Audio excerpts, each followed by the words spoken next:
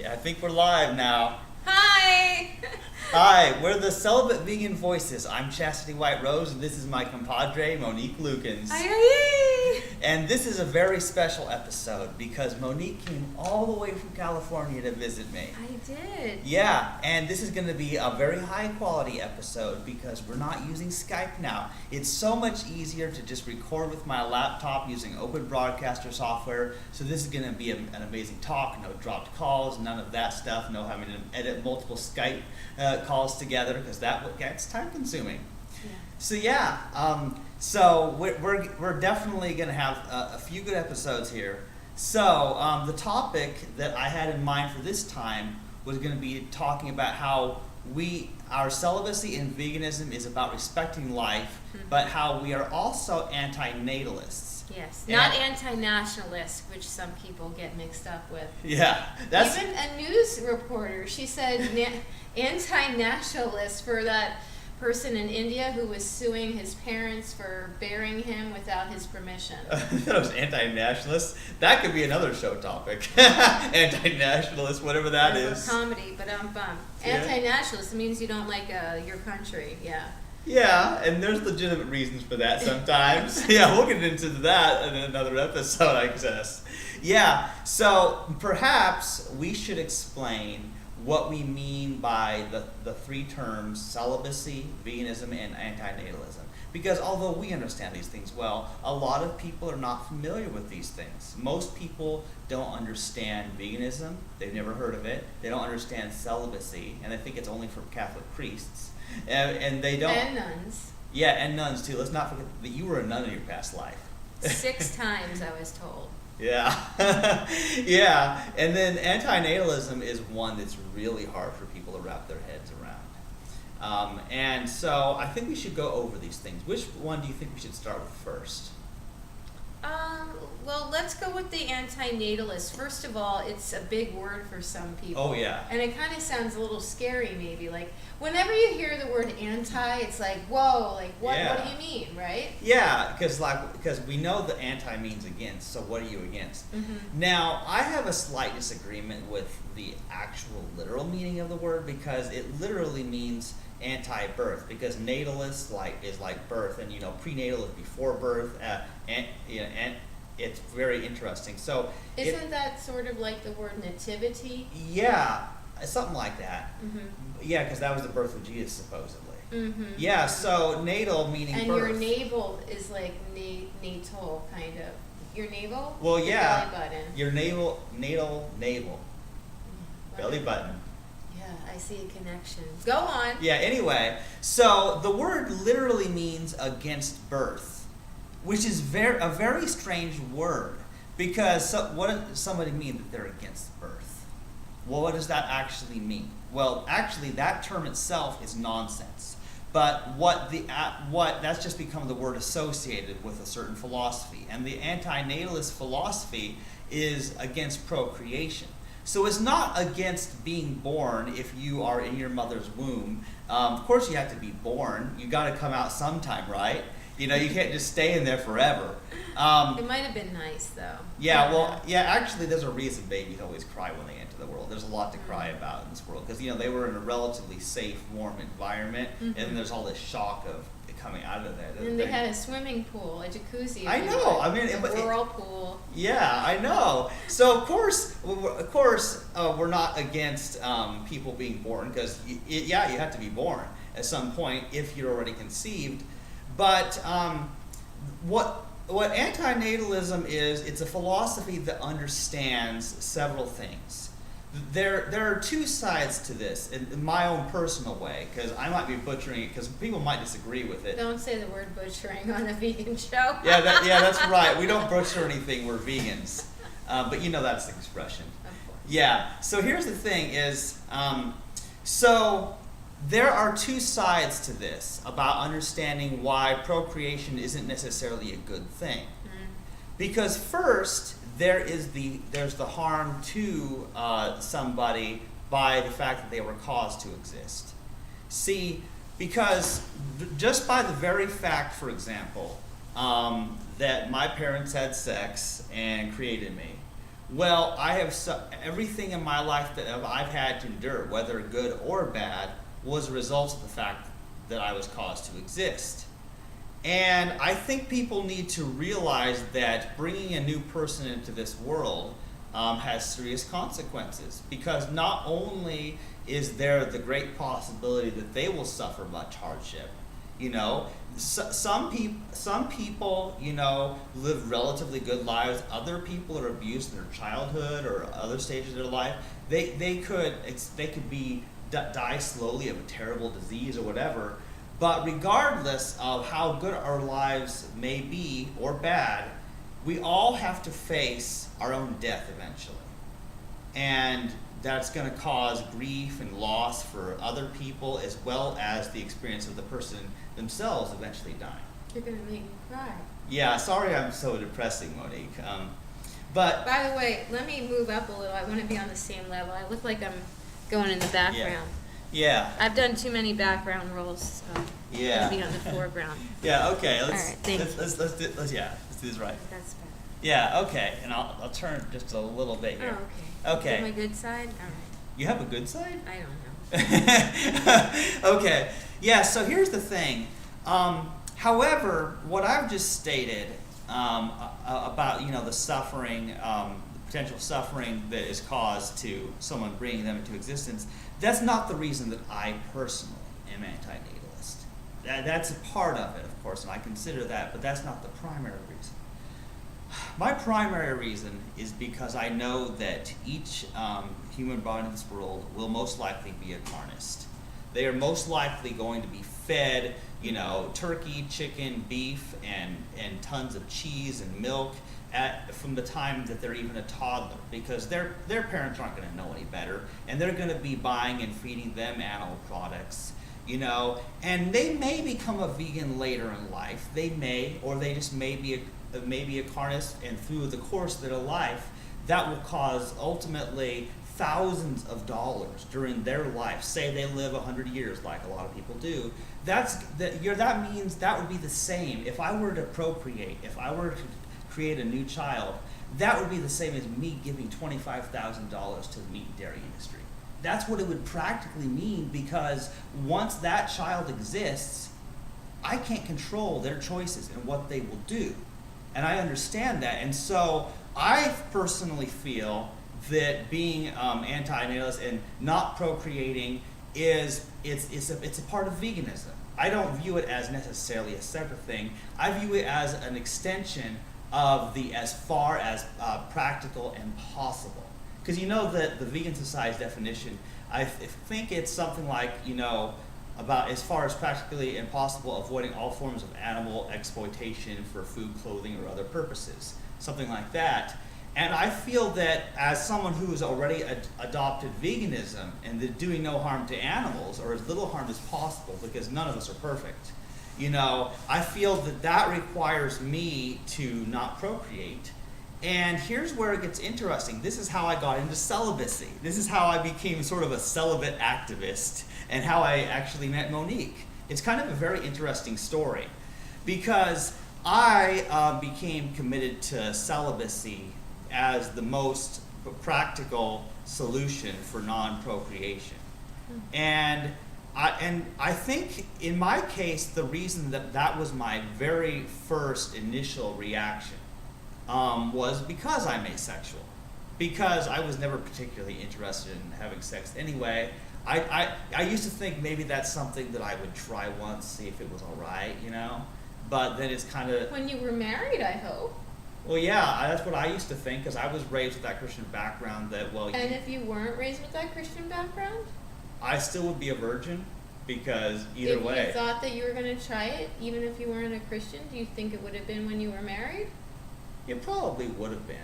Okay. I would think. And I think the reason is that it just seems like somebody would, even if sex was a good thing and they wanted to do that, you would think it would matter to them that it was with the person they were actually in love with. Totally agree with you. It just seems to me like people, they have these multiple encounters, and it doesn't seem as special as it used to, and it's Yeah. a really actual dangerous thing. Yeah, I mean, So it better be with somebody special if you're going to do that, right? Yeah, you would think so. I mean, I don't understand why people just have sex with random strangers while drunk and then don't remember it. You know, I've heard very interesting stories like this one guy.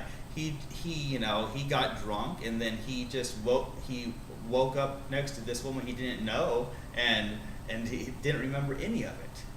I hear people getting drunk and having sex with strangers, and there are consequences to that, and they don't even know the person. They certainly can't have committed themselves to some person they don't know. And the fact that people treat their sexuality that carelessly shows to me that it means nothing. And if it means nothing to them, then why should it mean anything to me, since I never had the sexual desire in the first place? So yeah, and even people who are not celibate, there are many who agree with that reasoning that it should be important to save for marriage, that kind of special thing. Mm-hmm. And so that's the thing about it, but I mean, back when I was a teenager or early 20s, I hadn't necessarily vowed chastity back then. But back then I was young, I didn't know what I was going to do or anything, thinking about all career choices, everything I wanted to do with my life. But then several things happened. I started realizing about that there were all these unwanted babies that people were aborting. And I thought, this is the result of this sex-crazed culture, that they keep having sex, people keep getting pregnant, and they don't want these children, so they just murder them. But then when I found out about what was happening to the animals, and I realized that the majority of our society was causing all kinds of harm. It's not just the food that they buy that requires animal death and constant artificial insemination, but the clothing, the entertainment, zoos and circuses, that animals are just something for our entertainment. That hardly anybody sees it as I do, that they should be free, they should be thought of as an individual. Well, what do they want?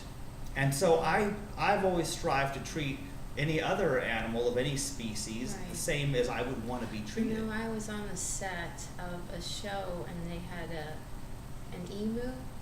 Oh, the bird?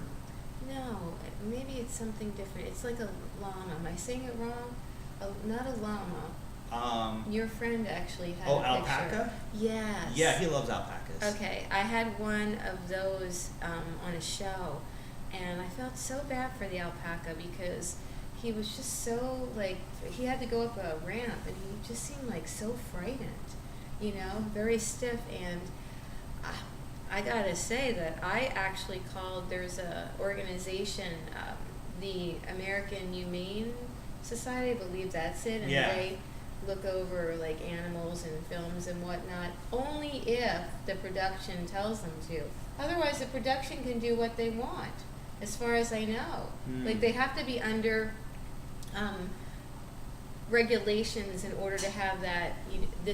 No animal was harmed in the making of this. I'm sure you've seen that at the end of the credits.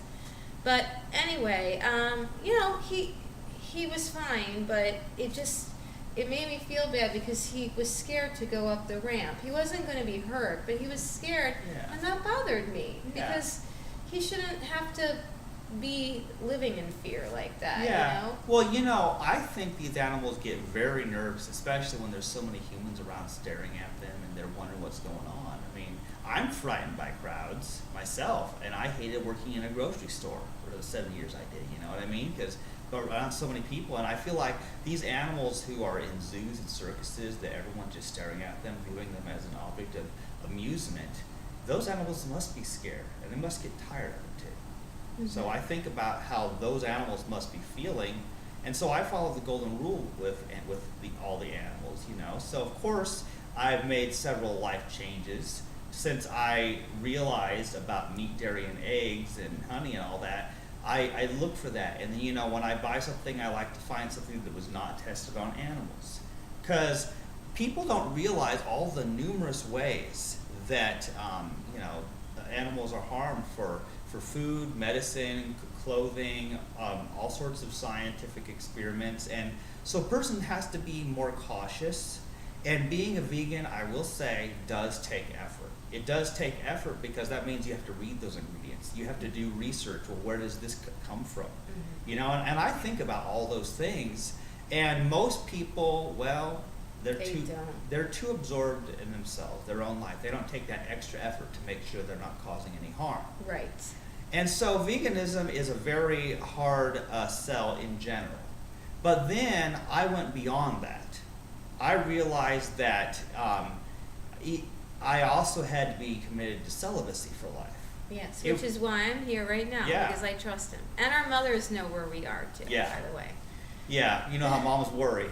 Yes, exactly. Yeah. By the way, I do want to tell you, though, looking into your eyes, like, person to person here, it's harder to hear that word, the sex word. I don't...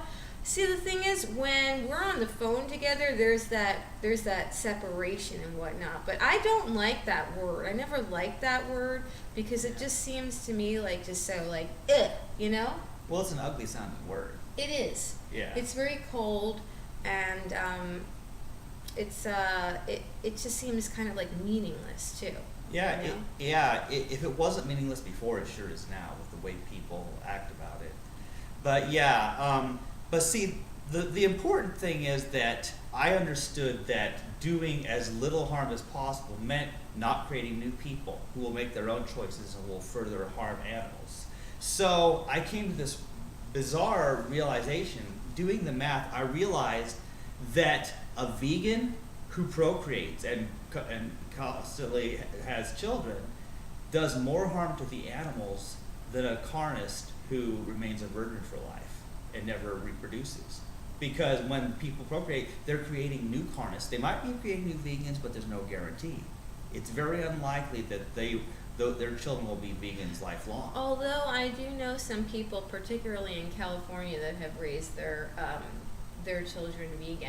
Yeah. One being John Robbins. As far as I know, he was going to inherit all those Baskin Robbins ice cream places. Yeah. But he walked out when he was 17 years old because I believe it was twofold. He didn't like how the cows were being treated, but mainly it was because he saw people in his family with heart disease from eating all this dairy. Yeah. And I mean, Baskin Robbins, he could have been a zillionaire, right? Yeah. I mean, that's just all across America, Baskin Robbins. But, you know, he did well on his own. He wrote some books, and his son is vegan, and they give talks. And as far as I know, the son was raised vegan. There's another baby right now that's being raised vegan by a woman who has run the Los Angeles Pig Save. Her name is Amy, and she married the producer of the documentary Earthlings. So this little girl is being raised vegan. Now, I have heard of situations where the children are being raised vegan and then they kind of like rebel or whatnot, and they want to try something. Yeah. But then sometimes they go back to being vegan. I've heard like stories like that. Yeah, well, you know, I've heard some interesting stories related to this too. And see, kids have a tendency to rebel against their parents. You know, their parents raise them one way, and they think that as they're finding a better identity, they have to do the opposite of what their parents taught them. And that was never me, actually. I always wanted to please my parents, actually. I wasn't one of those rebel kids. Yeah, go ahead. Yeah, but what's interesting about it is that kids who are raised vegan, although there's a chance they may not stick with it, there is one thing that is particularly interesting. You know, growing up being vegan, they're going to be healthier. They're going to be healthier for sure than someone who's eating all the animal products in the standard American diet. So then what happens when they do grow up and they're in their 20s and they start eating meat and dairy? They're going to feel sick. Their body is not used to it. They're not going to take it. So they probably won't become carnists long term just for health reasons. They may not even care about the ethics, but for health reasons, they know that they felt better when they were just eating plants. So I think that is one potential outcome that is good. You know, another interesting thing for children who are raised as carnists, I tend to believe that that body fat that they put on them, sometimes it's really difficult to come off, and it's all because it was meat and dairy. And I'm saying this because, okay, so there are certain cultures where you might be a little bit more challenged, like in the inner thighs or the back, and it's like, I think to myself, some of what I have down there, like, that was maybe from meat and dairy of years ago, and that's kind of bothered me. I'm like, oh, like these fat cells came because I was eating that way, but I didn't know. Yeah. Also, recently I was overseeing some children, and unfortunately they were being given milk like 3 times in one day, and pizza and Cheez-Its. Some of them were, they had like disabilities, and it really bothered me because I couldn't say anything, because when you're working, and if they give you something to give to them, you don't have a say. Yeah. Although I'm not going to like be touching it, but you don't have a say what they're eating. Only their parents have a say. And you're very right. A lot of parents, they don't know. Even in this day and age where veganism has become more popular, parents are paying tax money, and their kids go to public schools a lot, and that's what they're served. Yeah. And so unless the parent steps in and says, well, I heard this and that, and I want my child to opt out of these school lunches or breakfast, then that's the way it's going to be until they're 18 years old, actually. Yeah. And by that time, there's been a lot of damage that has been done. And sure, they can bounce back at 18, but why not just go from, a young age all the way up? Yeah, you brought up an important point, because it's not all about whether or not the parents are vegan, because the parents don't have control over everything the child eats, because they're going to be raised by public school. Because we have to realize it's very rare when people homeschool. And some people might send them to a private school, but that's going to be a special school. But there's not a vegan school to send to your Actually, kids there to. are a few vegan schools. Oh, really? Yeah, in California, and one is the third wife of the director. He did that film where Avatar. What's his name? I can't remember. I don't remember. We'll think about it though. Yeah. She used to be a model, and they have this school together. It's kind of near Malibu. It's private, and it's all vegan. I also know someone who owned a vegan school. His name is Andy Mars, and that was in Encino, California, in the Los Angeles area. He's since moved away, so I think he may have sold it. But yes, so interestingly enough, there are a few vegan schools, but Yeah. I mean, they're pricey to go to. Well, as yeah, well. I would not have guessed. However, here's part of the problem is that. Oh, and one more thing. I went to Catholic school for 1st to 8th grade. That's considered private, but we still had white milk in the morning. Yeah, these Like- people just don't know better. It's No. so sad. And see, my now this is something not everybody knows about, because I don't talk about it in every single episode, but I was homeschooled by my mother. I was in public grade school for a short time up to like 3rd or 4th grade when we were in Kansas City, Kansas. But after moving to Lee Summit, my mom homeschooled me all the way through high school. Mm-hmm. So that was, now, of course, I wasn't raised vegan. However, I do feel that I benefited from that, because it's a lot harder to get bullied when there are no other kids. Also I miss sex ed, so that's always helpful, because that would have been so boring. I wouldn't have. Oh gosh, in my health class, where that kind of information was learned, there was this boy. His name was Anthony. He was in the front row. I was in the second row, and I will never forget. He was in a black shirt, and on the back of the shirt, I'm having to look at this woman with her underwear down to her ankles, and it said something like "Guns N' Roses was here." I mean, you know what that looks like. It looks like she was violated or whatnot. I mean, she did not look like a happy camper, let's just put it that way. I can't even believe that he got away with wearing that t-shirt. I was very upset. I don't know if I told anybody, because I don't think it like completely dawned on me at that time. But yeah, look, as far as health classes go, I do believe from a biological standpoint that students need to know what's going on. We don't want to leave them in the dark. Yeah. But I do think that there needs to be more revisions in health, and not from like just a religious standpoint. They should talk more about celibacy. Yeah. They should talk about the reasons. They could like say that some religious people feel that way, but there's many other reasons for the celibacy, which is why we do our show. Oh yeah. And these things I don't believe are discussed in health class. Yeah, and that actually I have much I want to say about that, because yes, now obviously being a vegan who respects animals and doesn't want to hurt them, I was naturally led to celibacy for that primary reason. However, that's not the only reason. I mean, besides the procreation, I think in a hypothetical scenario, well, what if everybody was sterilized and they could have sex but procreation never resulted from it?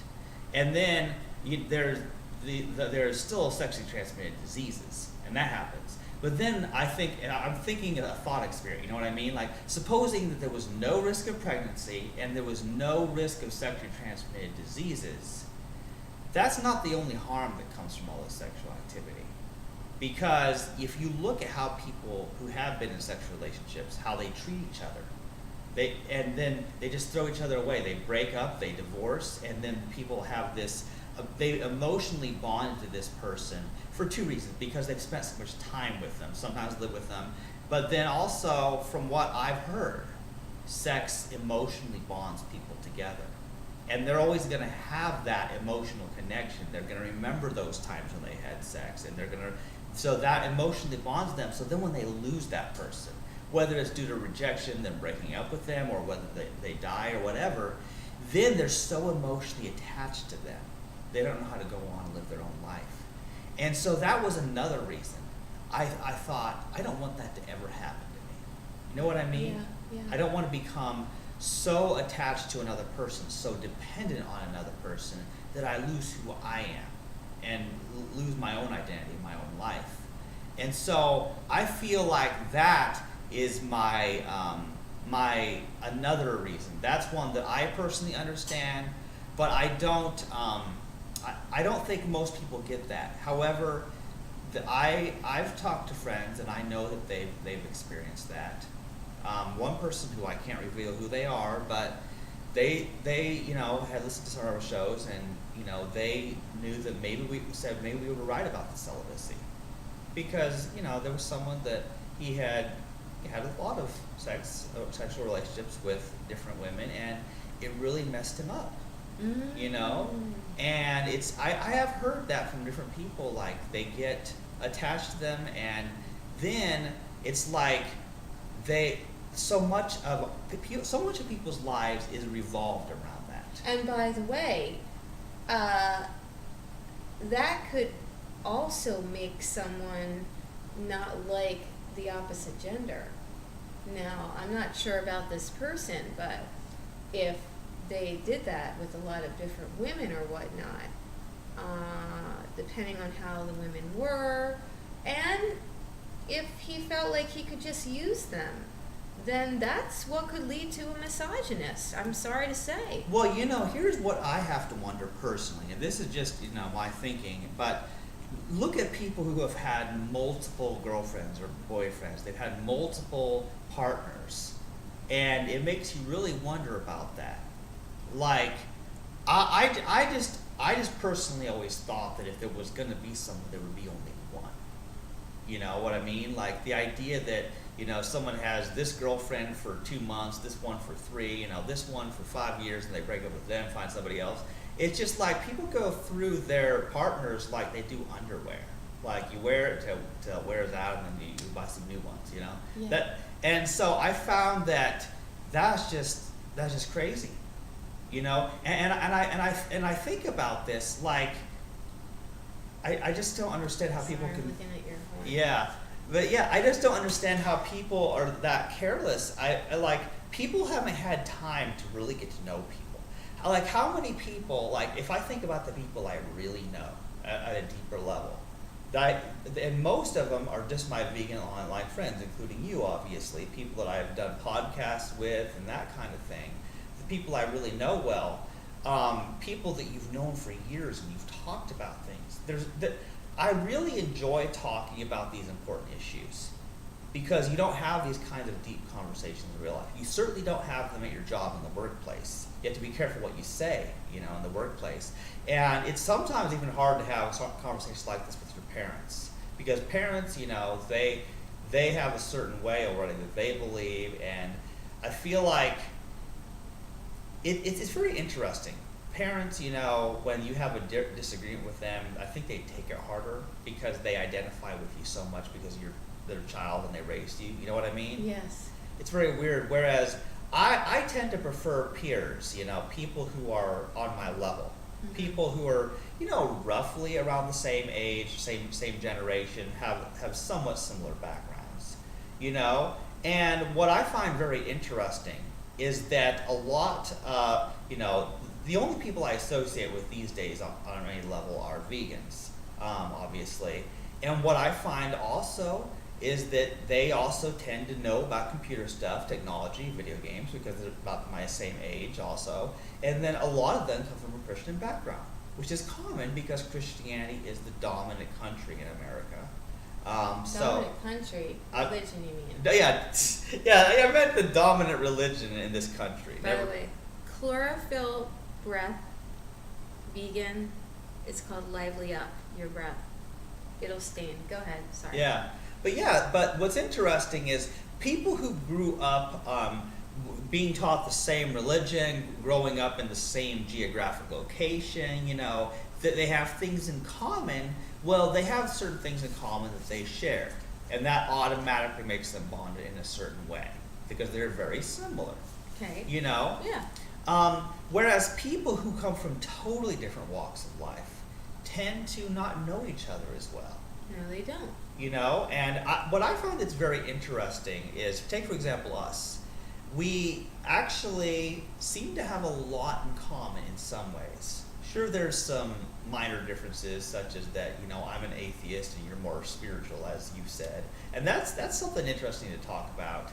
But what I like is the idea that people who are at differences, they might be differences in how they were raised or what they believe religiously, but if they can still agree on veganism or still agree on celibacy, even if it's for different reasons, I find that a beautiful thing. Absolutely. I would like to tell you why I came up with the anti-natalist as well. Okay. I mean, I just said I wasn't interested in having children.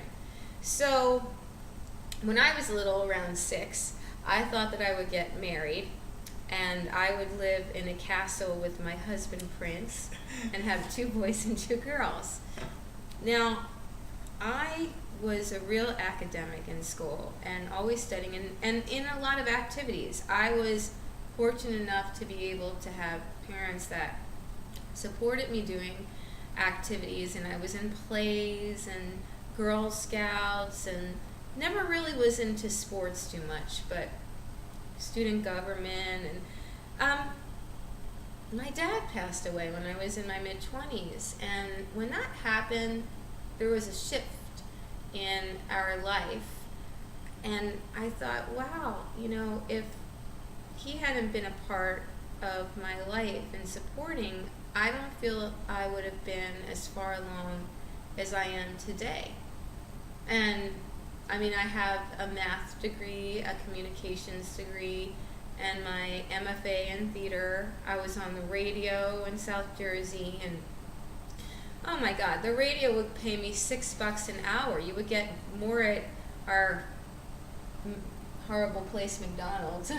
But I mean, you would be paid. Isn't that sad that you would get paid more for flipping decomposing meat? than being on the radio station. That is sad. So I thought to myself, I don't feel that I can have a child because I do so much and I want to continue doing a lot and putting my skills to use. And the way I was raised, I was given a lot of time. I mean, my mom stayed home for many years, and I didn't feel that I would be able to do that. So I thought, well, and I didn't think that I would be able to work and be able to give a child like the amount of time my mom did, and then when my dad would come. I just didn't think that that was going to work. I mean, they were a team. She took care of one issue of life, and he did the rest. And a lot of my my peers, their mothers went to work, but my closest friends, the mothers mainly stayed home with the children. It's almost like Europe, and Europe is different now, but my mom was raised kind of European, and Europe didn't catch up with us. I don't feel until recently with the home, because traditionally speaking, the women would stay home. So anyway, long story short, I just didn't feel that I would be able to give the time that I wanted as a child. I didn't think I would be able to give it to someone else. And then I thought to myself, well, there's so many kids in this world that are unloved. Yeah. Maybe if I, I would adopt or foster. Yeah. Which is, I mean, that's another responsibility. It's a big responsibility, and I am concerned that if I was with a partner and they said we have to adopt or we have to foster, like I would be concerned that would be a make or break issue, because maybe I won't have the energy, or maybe I still have things to do. And again, when you're in charge of another body, another soul, that's a lot of time. Oh yeah. That's a lot of responsibility. And I work with children, but I'm there and I give all of myself while I'm there. Yeah. But then I can break away afterward. Yeah. I can't do that if I'm a parent. Exactly. And like, okay, for example, especially, if someone works a job, whatever they do, well, then who's going to take care of their kids while they're gone at work? I mean, I went to daycare like a couple times a week. My mom just did it so I could be socialized with other kids. Get this. Apparently, I was biting when I was 2 or 3 some kids, and the teacher, she bit me. I don't even remember. But my mom saw bite marks on me. And she told my mom, oh, well, I wanted to teach her a lesson. So here's an instance where my mom puts me in the care of someone else, and I come home with a bite mark. Well, of course, today that would be a lawsuit. Oh, yeah. But I'm just saying that you put your children in the hands of people that you don't even know.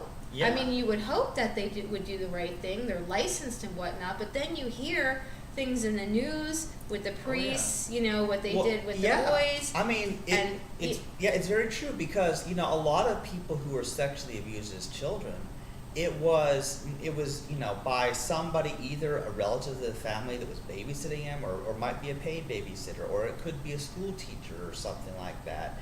And so that's another thing about that, is because, take me for example.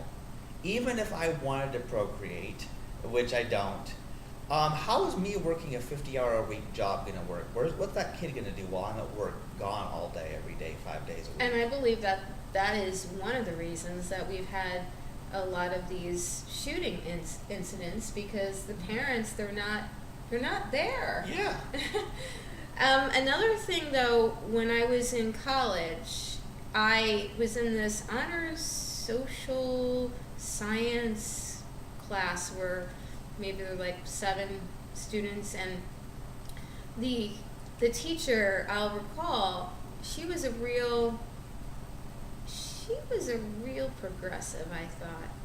I didn't really know much about progressives, but she she showed us the exponential growth line. If everyone had, it was either 1 or 2 children, I can't remember, and it just kept going up and up and up and up, where she was saying like the population is just going to explode. Yeah. And I took that into consideration too. Yeah. So she had an influence on me, because that was just 2 or 3 years before my father had passed away. So between that, seeing that numerically speaking, and then knowing how he had, given so much of his life, and now he wasn't there, and and I thought to myself, well, what if somebody's not with me? What if I have a child and then that person leaves? Yeah. I mean, a lot of times the child is put with the mother. Yeah. And I mean, the father kind of just gets to live his life. Yeah, he has to pay child support if he pays child support. Yeah, my father didn't. But I'm like you in, well, first of all, I went through the sacraments in Catholic school. I did the penance, or the baptism, the penance, the communion, the reconciliation, and then the next one is supposed to either be marriage, or you become, you're ordained. It's one or the other, marriage or ordained. That's the next sacrament. And then the last sacrament is when you pass away, like the last rites. So it was always in my mind, because my parents were together till my dad passed away, that I would be married till, that's what I wanted. And I was very concerned when I saw all this divorce happening around me. I mean, even kids like that went to Catholic school, even their parents who had been together for years, like all of a sudden everyone's getting divorced. Yeah. And I think, wow, like, I don't want that. It's almost like, and I probably shouldn't think this way, but it's almost like, having a record. It's like, right now my record is clean. I've never been arrested, thank goodness. Yeah. And I think to myself, well, if I was married and then I get a divorce, and I kind of have like a record, you know what I'm saying? Oh, I totally get it. And I'm sorry for those people who have gotten divorced, because it's not some of their fault. It's not. Yeah, it's interesting. Better than killing your partner. For example, like a recovered alcoholic, for example, who's been sober for 3 years. Well, and then there's someone else who's been sober for their whole life. Like they might be 60 years old, and they might be the same age as the person who's only been sober for so long. But it's like when you have a perfect record, you've never been a criminal, or you're a virgin, you've never been divorced. It's like that means a lot to me. Yeah, and it means a lot to me too. Yeah. So I remember one person, and maybe I'll send this link to him, but this was some years ago, and he thought, oh well, if we fall in love with one another, with somebody else, then we'll just we'll just leave each other and go with that person. It was like, and his parents are together, like they never even got divorced, but that was his thought process, that, okay, you just go to the next person. He even made a video about it. He said, oh, well, if you fall in love with a married man, don't get involved. Let the man be the one to, break it off with his wife. I couldn't believe it. But, and he's spiritual too. I want to say that there's a small part of me that feels that if you really feel that you've completely grown apart from your spouse, and there is somebody that's more like you, there's a little part of me that thinks, well, maybe you're better with that person, or maybe that person's better, but at the same time, this marriage to me, this contract, that was a bond, and you're supposed to grow together. So it just bothers me that someone would have just a frivolous idea about marriage. You just can go on to the next one. Well, you know what's a good comparison? People who hop from one job to another. They get fired, or they quit this job and go to this job and that job. And that's another thing that means a lot to me, though, is my perfect work history. because I've only had 2 jobs my whole life. My first was getting hired at Hy-Vee, and I worked there until I moved to the company I am at now because they offered me a full-time position so I could earn enough money and rent my apartment, you know? But that's the thing, is I've never been fired, or I've never just quit a job. Like, you know, just, you know what I mean? It's like a perfect work record, you know? And that means a lot, because a person, when they are applying for a job, if they have a bad work history, that they've been at 10 different jobs and stayed at each of them only a month, they're going to think, oh, well, this person's not going to stay long, so let's not bother hiring them, because it takes a process for a company to hire someone. And so if you look at somebody's work history, it's the same as looking at the relationship history. So if like, let's say that some woman likes some guy, what she needs to do is look into his relationship history. Does he have 13 ex-girlfriends, you know, that he lived with and did who knows what with, you know? Like, what does that say?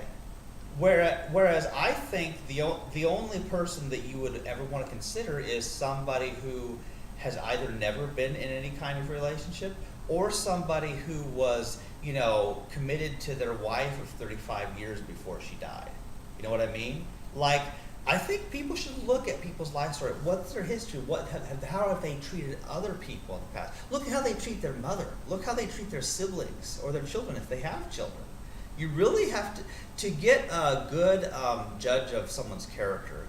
You can't just think about how they treat you personally, because they could be putting on an act. You have to look at how do they treat everybody else that they've known in their life. Look at their history, and that's not hard to do either. In fact, you can just ask their relatives. True. So the anti-natalist, like you said, we all have pain. Now, look, there's happiness in life too. I know that you're happy sometimes, right? Yeah. With your. Yeah. But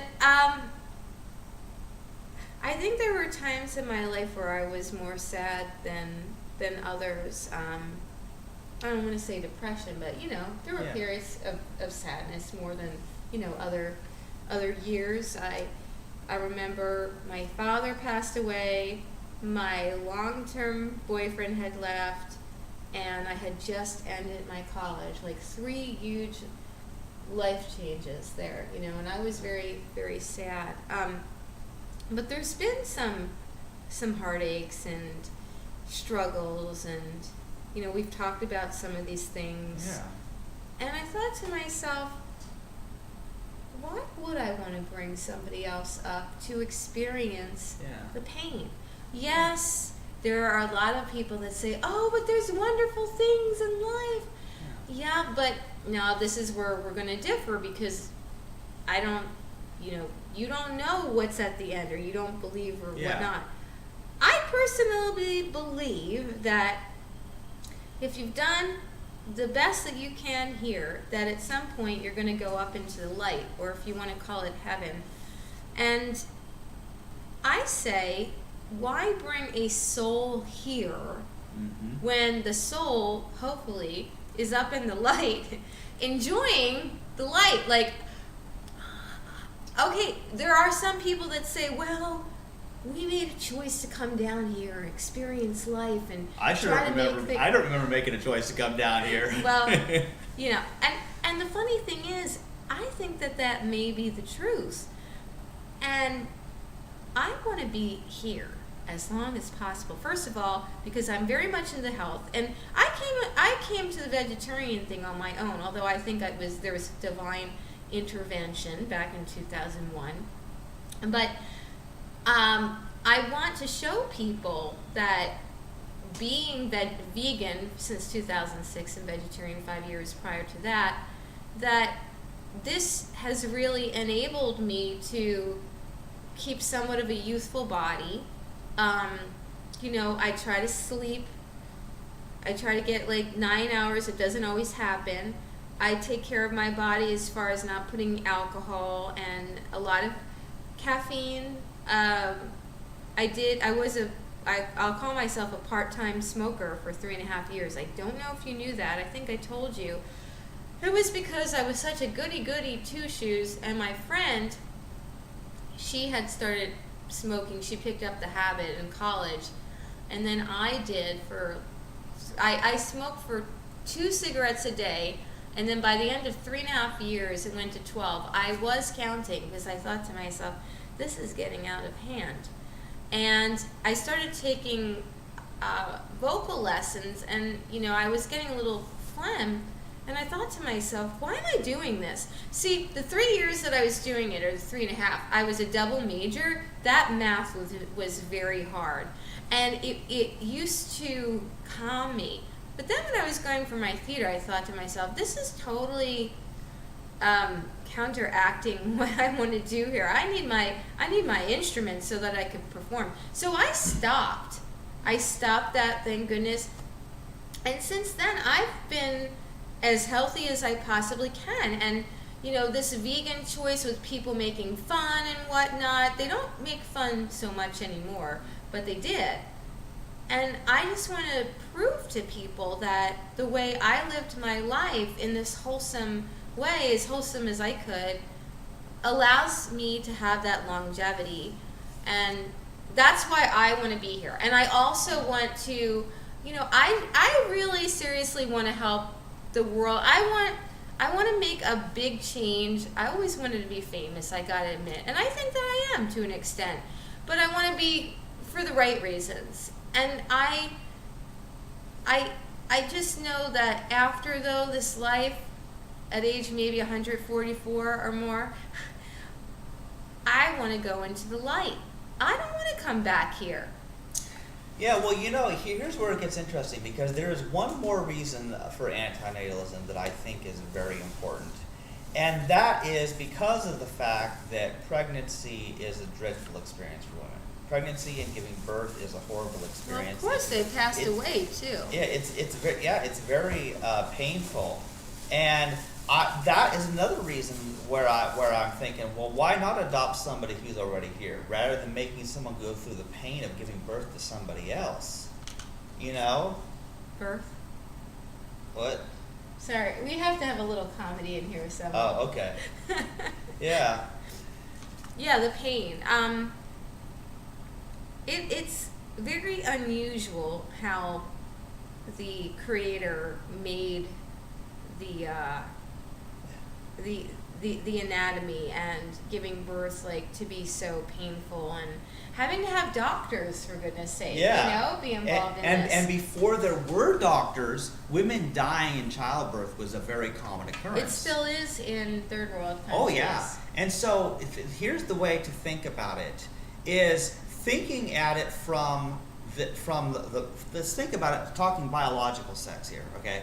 From the male perspective, a man who is compassionate would not want to put a woman through pain and possible death. So he's going to be celibate if he loves her. And yet, there have been men that want more and more children, even knowing when there is a medical reason that a female should not be having another child.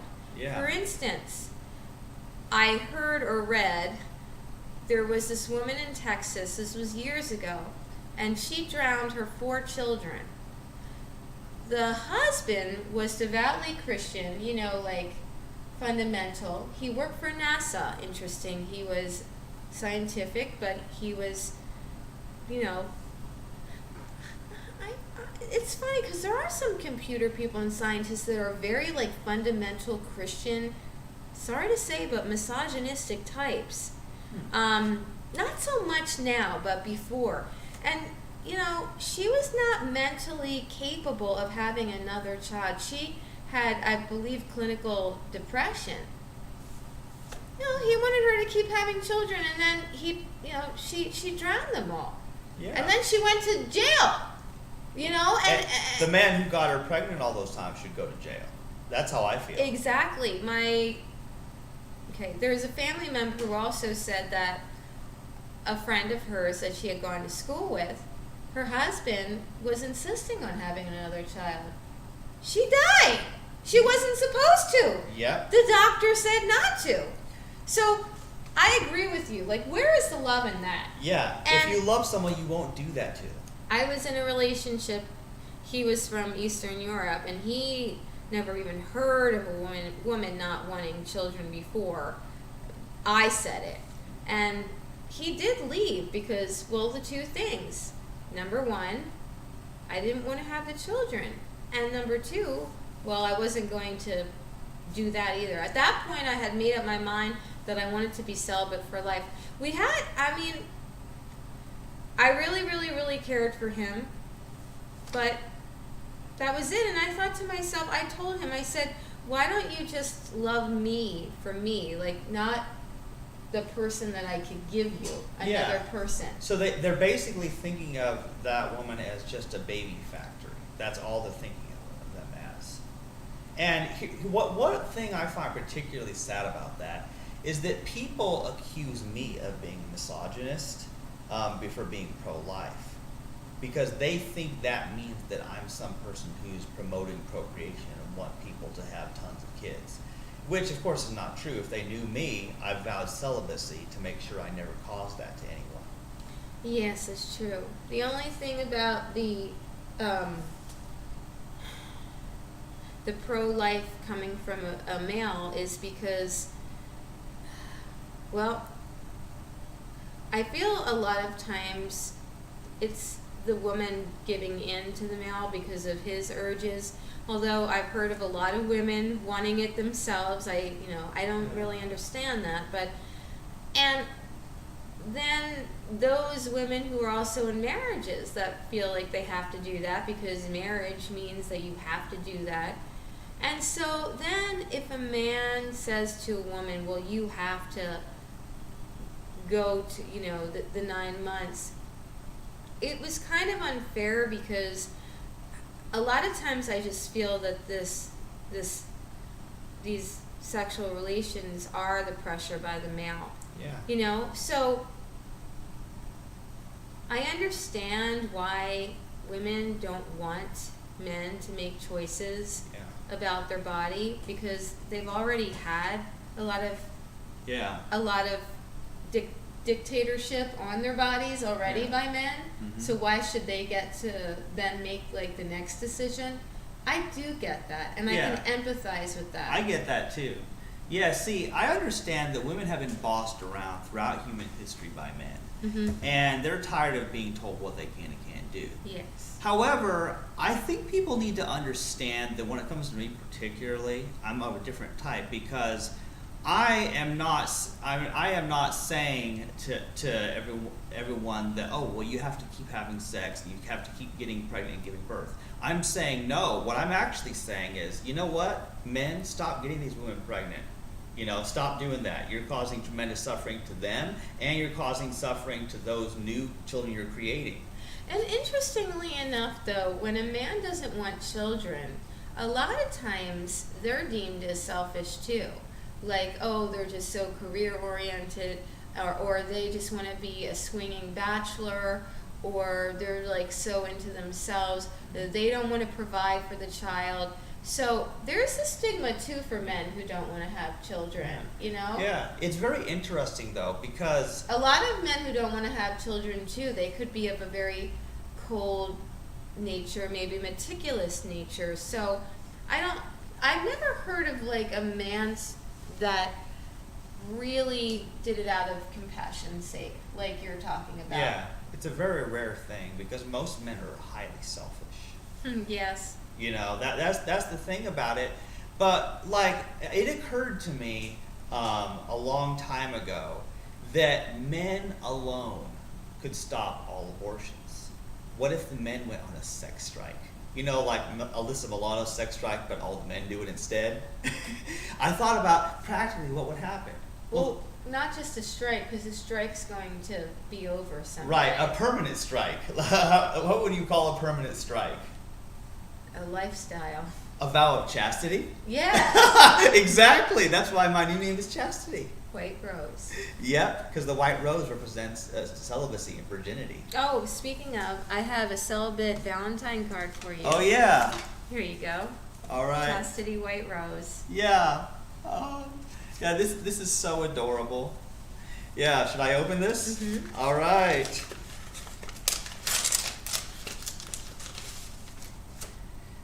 This adorable hamster loves you. That's Oh. your initials. Oh, yeah. Oh, yeah. It's awesome. Yeah, okay, let's see. Having so much blessed time with you in Independence and Kansas City. Monique.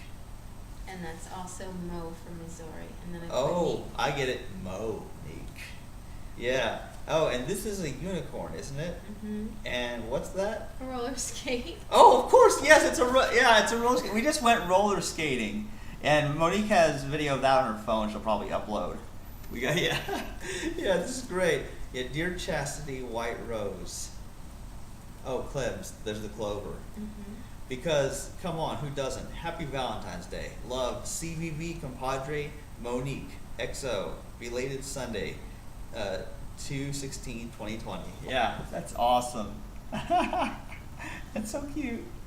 Happy Valentine's. Oh, thanks, compadre. Oh, yeah. But like I was saying, if the men were all as compassionate as I am, and they all became basically celibate, well, there would be no abortions because those women can't get themselves pregnant. No. Mm-hmm. Mm-hmm. And so what's interesting about me particularly is that I am probably the only one you will meet like this, because I can never condone abortion because it's still murder. But there doesn't have to be a baby there in the first place that can be murdered. So that's where my commitment to celibacy comes in. And that is why my pro-life activism is about celibacy. Mm-hmm. It's about nonviolence. It's about veganism. That's what it's about, and that's why I do this show with you. That's why it means so much to me. It means a lot to me too. We didn't talk for some months, a few times actually, and then we didn't do the show together for close to a year and whatnot. But we came back together because we realized how important it both was for us, and how we had much more to lose not doing the show together. Yeah. Right? Yeah, definitely. By the way, there was I guess he might have been a teen. I can't tell how old he was, or maybe he was a young adult. He was wearing this, can we see that? I don't know if it can see. Yeah, Virginity Rocks. Maybe can you? Yeah, this was him. Oh, Yeah, if you hold it really still. that was his sweatshirt. Yeah, Virginity Rocks. And you can see over here, like where the people place their belongings. Yeah. Yeah. Yeah, I was surprised to see that, honestly. And then here's just a little clip of us skating.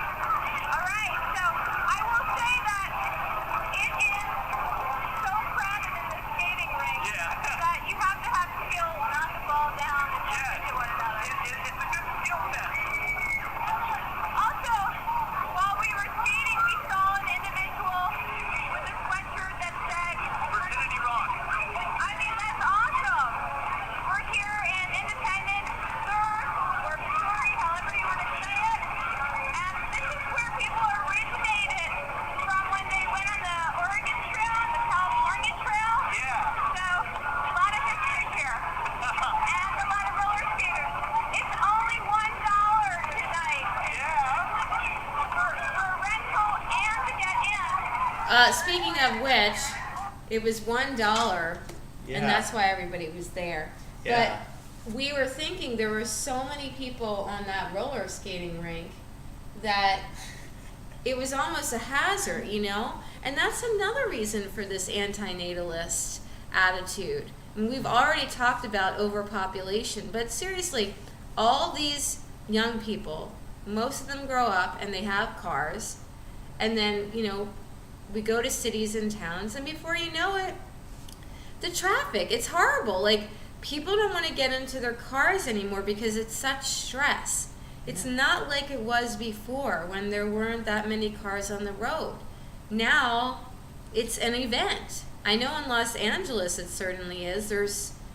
It took me 2.5 hours to get 30 miles so I could get to the airport. And I was like holding my breath. I thought that I was going to miss the flight. I had to work before I went onto the plane. And I'm thinking to myself, how can all these people be on the road? Oh, because people's genitals were working overtime. And now I'm going to be late. It's true. There's too much traffic because people keep having sex. I wish they'd quit that. And it's not that I don't feel that babies are cute looking. I mean... Yeah, if only they would stay that way, instead of growing up into these ugly, unethical adults. By the way, I think people also look younger when they are celibate. I really believe that. Yeah. I think there's some hormonal thing that goes on. And also the purity of just your mind. Yeah. Right? Yeah, definitely. It's very interesting. Well, people, they pour a tremendous amount of time into their relationships with people, and in this case, I'm talking, people's sexual relationships with people. There's so many stresses they have to deal with. Well, first of all, it ages the females more because they are going through pregnancy and childbirth. That caused them tremendous stress. There's a lot of nutrients that they lose. Yes. That's sucked out of them. It's true. And I don't believe that every female really knows how to take care of themselves when they get pregnant. Some do, yeah, but some don't. Most don't, or maybe they can't afford to either. That's another thing, And so it actually ages women far more than it does men, but it also ages men, and here's why. Because they have a great amount of stress. Even the good men, even the best of the men who really take care of their wives and children, well, what do they have to do? They have to work sometimes they have to work 2 jobs themselves to make enough money to take care of their family. And all that work, stresses them out and ages them. And Heart attacks? Yeah. I've known 2. One he was 40. Yeah. Another was in his 40s. Yeah, all that extra jobs they have to work, and then trying to also help take care of the kids. That's a lot of stress added to them. So as a result, it seems like people who are celibate have a chance of living longer and healthier. Because just think about it, they don't have as much stress that they go through, plus they can eat all the food themselves. Oh, speaking of food, we still have a little bit of Daiya cheesecake left. We got, he got 3 different types. Show them all. Oh yeah, right now I only have what's out here. But you go get the other ones so that they could see what they look like. Okay. And can I have my fork too so I can have a little bit more of this? Okay. It's so good. Also, I let him, he bought it himself, but the Miyoko's mozzarella, it melts really well. Yeah. It's not my favorite kind, but I hope that he'll try some. Yeah, but it was good. These are the other 2 cheesecakes that I haven't opened yet. And this is the key lime. Yeah, that's the key lime that we have a tiny bit left of, and then the Miyoko's vegan mozzarella. So yeah, if you ever see this in a grocery store, it's good. Now I have not tried these flavors yet, but judging by the key lime and the New York flavor, these are probably just as good, if not better. I'm very interested. When can we try a little bit? Well, it's currently frozen. Is it? Yes. Maybe tomorrow it won't be frozen. Yeah, maybe tomorrow we can try the others. Okay. Yeah. Sounds good. What are the ingredients in this? Oh yeah, that's good to look at. It's non-GMO. Yeah, let's see. Coconut oil. Okay. Yeah, a lot of very good stuff. In fact, I'll just... I thought that it was graham crackers on the crust. I don't see anything about graham crackers. I thought it was graham crackers too. Looks like there's some flaxseed. Oh, it says gluten-free crust. It's gluten-free, and it's got tapioca starch, cane sugar, coconut oil, brown rice flour, white whole grain sorghum flour. So I don't know. It looked like graham cracker, but it's basically it's gluten free too. So on top of being vegan and tasting great, it's also gluten free. That is amazing. 22 grams of fat in one serving size. He was upset that I said that this is fattening. Yeah. That's another thing that people have to concern themselves on this earth. Like, are they eating too much? Are they eating too little? You know? Like, I don't think you have to worry about if you're in the light. You're just floating around as a soul. Yeah. Well, that's what I think. Yeah, well, and here's the important thing, Monique, is that, first of all, a lot of people are obese because of all the animal products they're eating. That's true. And way too much sugar. But having a vegan cheesecake once in a while might be good for you. Okay, then can you give me my fork, please? Because I'm gonna. Oh take yeah, half I was of gonna that give you the piece. fork. All right. I think we're gonna end this anti-natalist topic now because we've hit our mark of what are we up to now? I'll have to see. We're trying to get 45-minute episodes, but it just can't happen between us because it just does not happen. We have too much fun. yeah. Yeah. So yeah, you'll use your fork, and you got to see this. This is awesome. Watch Monique eat very delicately with her fork. Like she has to enjoy. She has to enjoy the flavor very slowly. Mm. And I'm gonna eat my piece just picking it up with my hand. I'll put a napkin here just in case. Yeah, good idea.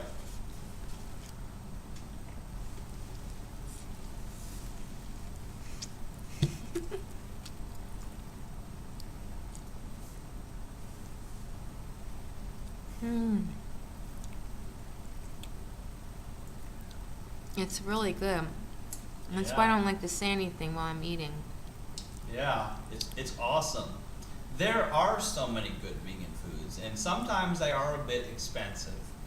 But seriously, people just don't realize the great taste of not only the specially made vegan foods like this, but also fruits and some vegetables taste great. And I like grains, I like bread, I certainly like nuts. And there. Monique's mouth, it's so Right. Yeah. famous. So The most famous celibate mouth in the yeah, world. yeah, she has the most famous celibate mouth in the world. Yeah, and you see, so the bottom line is, now, preferably, it's good for people to not be procreated into this world. But if they are, it's nice if they're vegan and celibate themselves and enjoy good vegan food like this Daiya cheesecake. You better stop talking or I'm going to take that little piece that's Yeah, on you your should lap. take it. You need it. Oh, thank you. Yeah, you should have it. Aw. Yeah. All right, and with that, let's wrap up the show. I'm Monique Lukens with my compadre, formerly Chandler Klebs, now Chastity White Rose, and you've been listening to the Celibate Vegan Voices, our anti-natalist episode in Independence, Missouri. Yeah.